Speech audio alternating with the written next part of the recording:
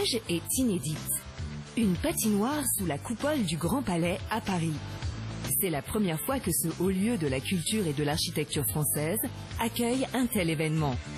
Cette année, les patinoires investissent les lieux les plus prestigieux de la capitale. Des installations éphémères pour une expérience unique. Ça fait quelques années que je patine maintenant et c'est la première fois que je patine dans un endroit comme ça. C'est génial, c'est waouh. C'est presque mon baptême de patinoire. C'est calme, c'est beau, le dôme est splendide. On recherchait une idée pour animer le Grand Palais en dehors de leurs expositions annuelles redondantes telles que la FIAC, Paris Photo et compagnie. Et on s'est dit qu'est-ce qu'on pourrait faire au moment des fêtes. Et je trouve qu'une patinoire regroupe des jeunes, des vieux, des adultes, des saoulés, et ça dans tous les univers socio-professionnels et autres. Et c'est ça qui est formidable dans la patinoire. Et je trouve que la glace se marie très bien avec cette notion de verrière, de reflet. Il y a un caractère élégant qui est tout à fait dans l'imagerie du Grand Palais. Les 1800 mètres carrés de glace ont été installés en 3 jours seulement.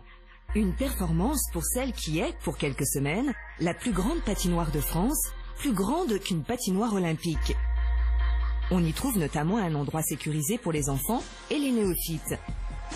Un couloir de glace amène même les patineurs directement au bar. On peut faire les deux là, on peut picoler et faire du sport en même temps.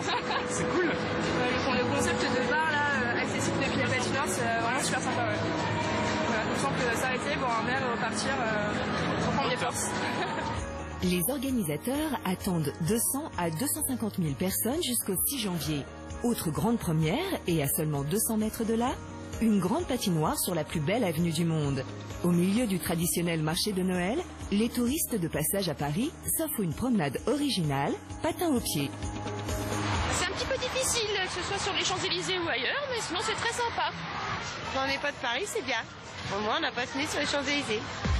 Cette initiative, on la doit à Marcel Campion, ici accompagné du parrain de cette animation, Michou, le roi des nuits parisiennes. C'est une patinoire, on va dire un sentier où les gens peuvent se promener, une petite patinoire pour les enfants, puis une patinoire de vitesse à l'arrière. Il faut des animations nouvelles et puis il faut essayer de savoir ce que le public aime. Regardez, Marcel, il veut absolument me faire part de la patinoire.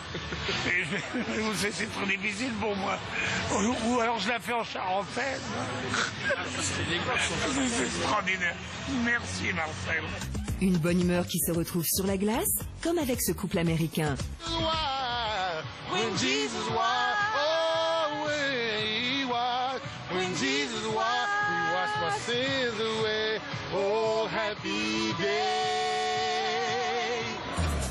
S'il est un endroit particulièrement emblématique à Paris, c'est bien devant la Tour Eiffel.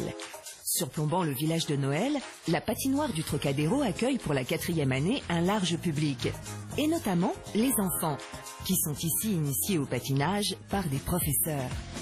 Vous savez bien combien de milliers de touristes viennent à Paris, et d'abord pour voir la Tour Eiffel, donc vous imaginez bien que les enfants de l'arrondissement patiner devant la Tour Eiffel, c'est absolument magique. Toutes ces patinoires éphémères de Paris sont ouvertes jusqu'au 6 janvier. Mais on peut prolonger l'expérience glisse dans la capitale jusqu'au 15 février dans un endroit privilégié, la cour intérieure de l'hôtel Plaza Athénée. Là aussi, un coach est présent tous les jours pour apprendre les mouvements incontournables avec les patins à glace. Alors maintenant, on va essayer ce qu'on appelle la cigogne. Vous allez lever tout doucement le pied, essayer de le coller à l'autre jambe en mettant bien le genou là.